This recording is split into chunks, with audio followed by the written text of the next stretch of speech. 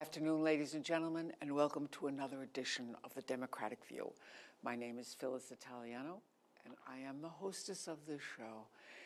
And today I have with me, I guess, one of the St. Francis type people that are walking around in our own little East End, and her name is Gina Fratti, and she is the woman who started a place in Hampton Bays, the Evelyn Alexander Wildlife Refuge. And it is an unbelievable place that does a great job. And I will tell you, Ginny, I every time I go there, I am absolutely amazed at what you guys do. You are really all saviors to animals. It's so important, the work you do. So tell us, how did you get it started? I would always see injured animals on the side of the road. My background actually is in administration, and I worked for Suffolk County in Yaphank, and I would pass wildlife on the road and that would be injured, and I'd get out and try and help them, but it was very hard back then. It was in the 90s. Very difficult to find somebody to help. Not many people can take care of wildlife. Animal hospitals, lots of times, were not the right place for it. And government does not take care of wildlife, government agencies. So I thought to myself, we need a center out on the East End where people can call when they spot injured wildlife. And people are amazed when they do come to our center to see what we actually do medically to help when they're injured, hit by cars, or sick or injured. We take them in, get them veterinary care, and we do our follow-up care ourselves and house them and then teach them how to survive again in the wild when they are finally released. Yes, and that is your goal. Your goal is to release them back into their normal habitat. Absolutely. And they don't make good pets, and no. A lot of people want to try and help themselves, but if you get a young animal, it's really not good if someone tries to make it into a pet. They could never be released again. They'd have to learn how to fend for themselves. So we do kind of a hands-off thing. The less we touch them, the less we handle them, the better. We feed them, medicate them, clean their cage, and keep them out of the public view, and then just teach them how to be on their own again in the wild. It's the best thing you could do. And I know because my daughter works there, so I know that this winter was just such a terribly hard winter for all of our animals out here. And I know you people were really wall-to-wall animals. Tell us about what that was like for you. It was terrible this winter. There was so much snow, and the snow cover stayed. It wasn't like we had a lot of storms and then the next day they melted. The problem was the snow cover stayed, and a lot of the animals couldn't find food. The ice cover stayed, and all the waterfowl and the water birds couldn't find food either. So we had a tremendous influx of animals coming in, mostly of water birds, Canada geese and ducks, loons, grebes, all those birds that were really suffering because there was such an ice cover and snow cover that they couldn't find food. And the problem was, too, that we couldn't release them. We had a lot of animals that were ready to go, ready to be released, but there was so much ice and snow that we couldn't, so we had to hold on to them. And our facility just got so crowded. It was very difficult to work. And your daughter, too, she's one of our hardest workers. It was a strain for everybody, the poor people. The volunteers, we bless them. They came in, they helped, they came in during the snow. It was wonderful as far as camaraderie, but it was very difficult for the animals. And it must have also been very expensive. if you had all those animals there that you then have to feed as well. The food is a tremendous cost and medicine, but a lot of them, once we got them healed, we couldn't put them outside, so they didn't obviously need medicine. But yes, fish, getting fish every day for the fish-eating birds, gulls, and we even got great blue herons that were having a hard time because they don't swim, they're wading birds. And they depend on finding their food in shallow water. Oh, they dear. only wade in shallow water. There was no shallow water. And there was no shallow water. For that months. Wasn't iced over. It was terrible. I mean, I remember that at the 3 Mile Harbor, at one point it melted, and then 2 days later, it was all ice chunks all over the place. It was like something so strange I'd never seen even. But it was a very, very difficult winter for animals. And if you watch the deer trying to walk in that, we're talking feet of ice cover, it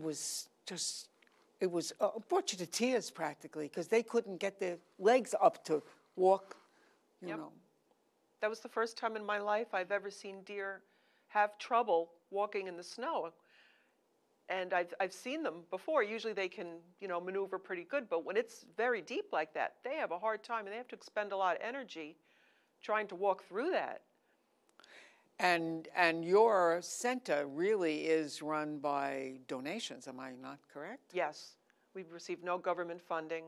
It's all donations and special events we have throughout the year, mailings. And that's how we raise. I know the mailings. Yes, and we couldn't do any of this without the people that support and send in donations. And they get our little newsletter with our little green envelope and send in what they can, and that amounts up, and that's the bulk of how we're able to help these animals is with those little donations that come every time we send a newsletter. Yes. It's tremendous. The veterinary hospitals are wonderful. They donate their time. The veterinarians stop in several times. We have 2 veterinarians that we work with, Justin Molnar at the Shinnecock Animal Hospital, and Dr. Turetsky at the Vet Clinic of East Hampton. They make regular stops in and check the animals. But in between that, when animals need help, and we're constantly running up to both animal hospitals for surgeries that need done right away, and they're just wonderful. Yes, I know. I know that there were times. I don't know how you were able to get your staff even there because there were such heavy snows that went on and on. Fortunately, I know my daughter happens to live very close, so her getting there is not such a problem, but not everybody lives, a mile and a half away from the center, so it must have been very difficult. Well, you live in Sag Harbor. Sag Harbor. So that had to be hard. It's difficult. And then if you are able to get there, there was a real problem with the snow. We're inside of a county park, and luckily Shoreline Towing, Zoe Zamperini had actually come 1 or 2 times and plowed everybody out so that they could plow the whole driveway out so that the people could get in. Oh. And bless his heart, I don't know what we would have done without that.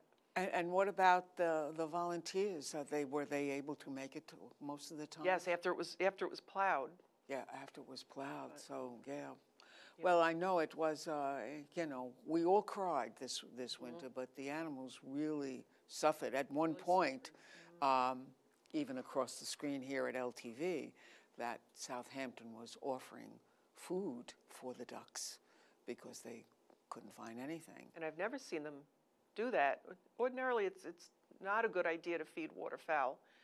It can attract rats, and many people feed them the wrong things. They feed them bread, but if they're overfed, they come to depend on humans for food. They'll run up to cars. But in a case like this, it was so bad, and that animals were dying, that the town did take it upon themselves to help in that regard. And it was a good thing, and it really did help. And same with songbirds. Even people at home that put out feeders, and especially water, especially like a heated water, that can make all the difference, and that can mean life and death for animals, for small songbirds that have to spend the whole night long in the cold, and it's the food that they get that produces the energy in order for them to stay warm and survive. So when they're going a long, cold night, many of them succumb during the night if they haven't had enough to eat, at the last part of the day. So people could really help by putting out feeders for the birds, for the songbirds, and especially water. I'm glad you're telling me that, because I kept my feeder quite full. Good. Or, I mean, every time it would be down, I would, you Good. know, from my window, I would be, you know, and also the cakes, because I have a yellow-bellied,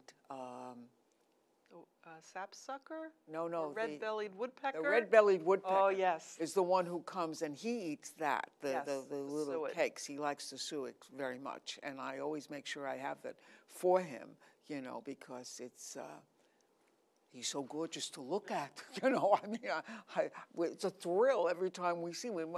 You know, the kids take pictures of him, you know. And woodpeckers love suet. Yes. They just love it. That's a good staple to put out. Yeah, I know. Raccoons can't get to it most of the time. If you have a really smart squirrel or raccoon, they can get to it. But it has a fat content. It's good for them, and it attracts so many beautiful woodpeckers. It's their favorite. Yeah, and they are so beautiful. It's true. And I see that you have with you today something for us to take a look at. Yeah, I have two little. Has nothing to do with the winter time really, but I have two little of our patients. Now these, I have a cardinal. His name is Denali, and I'll take him out here. Every once in a while we get animals that cannot be released for whatever reason. Their injuries are permanent, and we like to hang on to some of those animals that we can bring them to schools and programs and civic groups, and to teach people how the animal got injured and maybe things that they can do so that the injury won't happen again. A lot of people also don't get to appreciate and love animals. appreciate them too. A lot of people don't get to see these animals. These animals have gotten used to us. This is Denali, and he's been with us for 12 years, since 2003. And we also have permits to keep these animals. We need a special permit from U.S. Fish and Wildlife and New York State DEC to be able to keep non-releasable animals. And we have to list them on our permit every year. And we bring them to programs, and he's very sweet. And how old is he? We don't know how old he was when we got him, and we know he's at least 13, because he was not a baby when we got him. How long do they live? Usually in the wild, only about 2 years. There's so many predators and so many factors like the weather, migration, so many things that happen to these birds that in the wild they don't live very long. This fella sings. He won't sing today. He's, but when he's in his cage with the other birds, we don't keep him in here. We have a big indoor aviary. He sings and sings and sings. He's very, very pretty. If you'd like to hold him. I would love to try to hold him. Oh, my dear. Very. Now, he doesn't fly away because he is vision impaired. One of his eyes he can't see at all, and the other eye he can see a little bit, but not too much. Well, he is absolutely gorgeous, and close up you can see his coloring so much better. He did used to be a brighter red, but we can't replicate the same diet that ordinarily a bird would have in the wild. And so in the wild, he probably would be eating more berries or more things that would, give make him the beta his carotene red to color. make him He'd redder. be out in the sun more. I mean, Yes. we put him out on a warm day, but he he's would be in the sun more, which is another reason why people shouldn't keep wildlife as pets. They're much better off in the wild. Their diet is better. They're happier. And, well, this guy's pretty happy. He sings away. But, I mean, the alternative for him, he would not survive in the wild. Oh, gosh. He is absolutely wonderful. He originally hit a window. So really, when I do show these birds, these animals, I like to say what happened to them and what you can do to prevent it. If you do have bird feeders, it's better not to put them right out in front of a picture window, or especially not at a 90-degree angle from your window, because the bird sees the reflection of another feeder, and that's how they end up hitting the window. There are other factors too, but that's a main one. All feeders should be put off to the side, or maybe at a 30-degree angle from the picture window, and they won't something to block that reflection, so they won't see that they think there's another feeder there. What about putting something like tape on a window? Yeah, and decals. There's nice decals they sell in nature centers and bird stores, wild bird stores, wild bird crossing. There's pretty decals too that they need to be put on the outside of the window. Right. You put them on the inside, it might be somewhat effective, but it doesn't block that reflection. Aha. But they're pretty decals too. They have ones like butterflies, and then they have ones that are barely visible. They look like spider webs, but it's supposed to keep the bird from wanting to fly into the spider web. They also have ones that look like hawks that's supposed to keep the bird from wanting to fly into it. Oh, but it's dear. a shame because our songbird population is diminishing so much every year that any factor that we can help with, Well. it's heartening, it's heartbreaking to be feeding wild birds and then have them hit the window. It can be very heartbreaking. You're trying to help them and then that happens. It makes you feel responsible. You know, it's the truth of the matter is there was an article recently about all of the animals, you know, in New York State. The wild animal population is decreasing at a very astonishing rate. They are. It's and the songbirds are really taking a hit. I know. And as well as the eastern box turtles, which that's another thing I have here. I do. Oh, have let's see the box eastern turtle. box turtle. And they're taking a terrible hit too, especially on Long Island. Their populations are really, really dwindling. Is it because of development? Yes, that's the main reason. And what is actually happening to them is the number one thing that is happening to them is hit by cars. But that is directly as a result of the loss of habitat from developing. Roads are going everywhere, and they have to cross them. And actually, this is what happened to this fella, too. Oh, what a beauty. This is a male. Hello. He got hit by a car, and he's missing, the car ran him over here. He's missing the part of the shell that's right above his, left front leg. Actually, it happened in the year 2013, and we're not sure if he's going to be releasable again because he's missing the shell. If a raccoon got him, it can very easily get into his major organs here.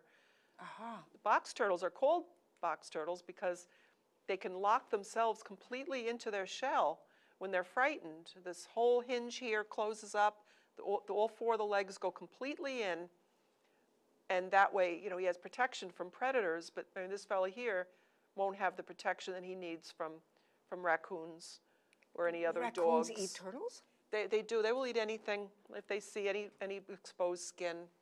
If he goes in a shell and closes up, the raccoon will probably find an easier meal somewhere else. We also get them, people accidentally mow over the top of them. Oh, God. I once saw one in Maidstone Park on the road, and, of course, you have to drive a little slow on the Maidstone Park so you can really see him. And I had to get out of my car and tell him, hurry up, get on the other side. I don't know if he understands English, but, he did move quickly. And these fellas you can pick up pretty safely. They don't bite. You could just move them always in the direction that they're heading because some people purposely aim for them, too. It's hard to believe. On one time when, a couple of years ago, when my grandchildren, I have two grandchildren, two little ladies, and they were on the grounds in the backyard, and one of these guys came out of the woods and was crawling around. You would have thought, there was a movie star in the background. Oh, they're pretty. They were just so thrilled and delighted. I mean, probably scared them to death because they were just practically dancing around them. But it's a wonderful experience for children because it does help them to appreciate it. It is, just to appreciate it and respect them, and maybe they'll make environmentally responsible choices in their lives and later on in years when they learn to have compassion for some of these animals. Always, if you're going to be stopping to help a turtle across, a couple things to remember is watch your own safety. Make sure that don't get out in front of a car. That the animal's life is not worth as much as your own, and also you can't help more animals if something happens to you. Yes. So always, your safety is always number one. And I wave if I get out of a car. I wave like crazy. Ask the person, please stop. If it's a busy road. Yes. And then get out. And if I live near the beautiful camp, the Camp Blue Bay, and what happens is sometimes the turkeys will be on the road and going this way, and I stop and flashlights to the oncoming car, slow down, please. Same thing with deer. Whenever I see the deer, I Yep. always, slow down, flash your light. Right. If you're doing the speed limit, Right. Even at night, and you turn your brights on and off as traffic advances, you're never going to hit a deer. Right, and if you constantly watch the shoulders, I think Absolutely. people are distracted, they're thinking about something else, they're talking to somebody, they're speeding, and if you're going the speed limit, watching the shoulders, I personally, I use the deer whistles, and I have been driving, when I worked in Yaphank from Sag Harbor for over 20 years, and I've never, ever hit a deer. I always hate to say that, because then that will happen to me, of course. Yeah, right. I swear by the deer whistles. Yeah. What is the deer whistle? It's two little things you buy in an auto parts store. They're only about $7, and you can attach them either to the bumper of your car or in the grill. And as the car is moving, it makes a noise that people can't hear, that the deer can hear, and it's supposed to repel them from the sides of the road. I think that Joanne put them on one of my cars when I first got out here. Right. I don't think I have them anymore, but I will get them. I'll make sure. Some people say, well, they don't work, but you can't do 100 miles an hour and say, well, I have deer whistles, I'm just going to speed along and they won't run out. If you use that in conjunction with just constantly scan the sides of the road, you can usually see their eyes in the woods first. And remember, if there's one deer that comes out, there's usually more that'll be right in back of it, too. I'm always surprised when I see one deer that there's not more. There's not more. Because they usually are. Right. I wanted to tell one particular story about deer. When I was coming here to LTV one day on a Friday, my daughter called me and said, look, this woman has a deer injured on her property, and she won't go out the front door. She's an elderly woman. Please go and check. Well, I'm on my way to the station. I really don't want to do it, but I decided, all right, I'll do it, And I drove up to the woman's house on Cedar Street, and lo and behold, there was a bunch of deer in the backyard. Oh, I said, the deer wasn't hurt. They were all running away, So I was going up to the door to knock on her door and tell her, and as I as I got to that area, there was the deer laying down behind a hedge, and he couldn't move. Oh, he must have been hit. I thought I would faint right then and there. That deer looked so sad and up at me with the eyes as he tried to get up. And I called my door and I said, don't ever ask me to do that again, but you better get somebody up there to help us. Get the doctor. But it was terrible. It's heartbreaking. It really was a heartbreaking experience. Yeah. And even people that don't like deer feel that their populations are too high. Nobody wants to see one injured.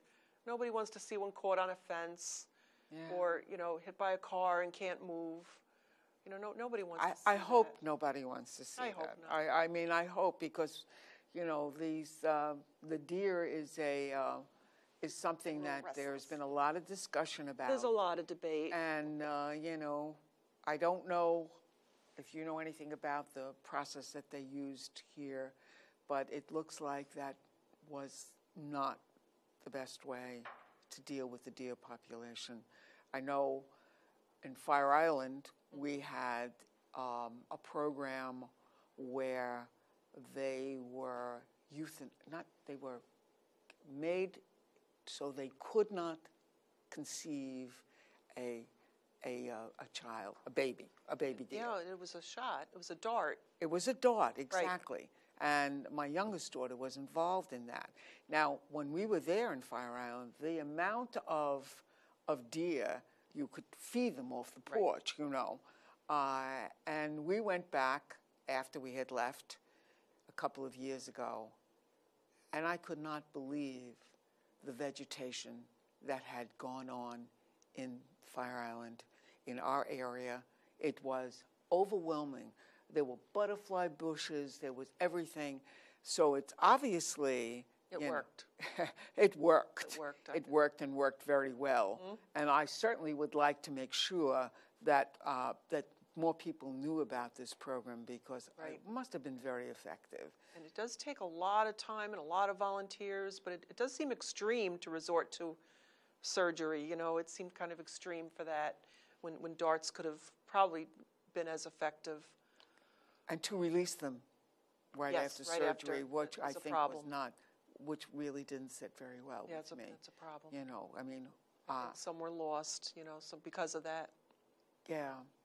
But this year, I don't know, maybe winter has done something to the population this year. We will see how many, you know, will be out eating my azaleas. Right. It's hard to get a count too. I mean, I personally, I see less deer than I used to around my house and where I live in Really? Noyak. I don't see them near as much. I live on a golf course. I used to look out every morning and see them there. Aha. Unless they're, I don't know, doing something with silencers that I don't know about. I never see them. I don't know. And I don't know whether the people are just encountering them more because there's more people, there's more traffic out here. So as there is more traffic, there will be more deer accidents proportionately as the population and the traffic increases. Probably proportionately, it's just a natural phenomenon. And in the summer, they do drive a little crazy, I might add. Yes. But we did have one incident, by the way, where we had this winter 3 little deer come and eat and you know, in the wintertime, they can eat anything they want on my front lawn. I don't care. And I will tell you, my granddaughters and I gathered around and just watched them. They are such a beautiful animal. Beautiful. Beautiful. Beautiful animals. And their faces are just... The eyes. The baby eyes. we want to tell people that if you want to contribute to this wonderful place, how would they do that? They can contribute online. It's probably the easiest thing. Okay. WildlifeRescueCenter.org. Wildlife Rescue Center. You don't have to Rescuecenter.org. say Evelyn Alexander, just Wildlife Rescue Yeah, Center. the website address is www.wildliferescuecenter.org. On there are also tips on what to do if you see an animal that you think needs help.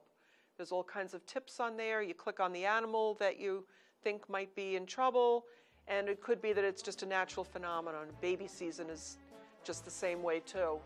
Yeah. They don't always need our help, so check first and see. Well, thank you so much for coming. Thank you I love very your much. animals. They're so sweet.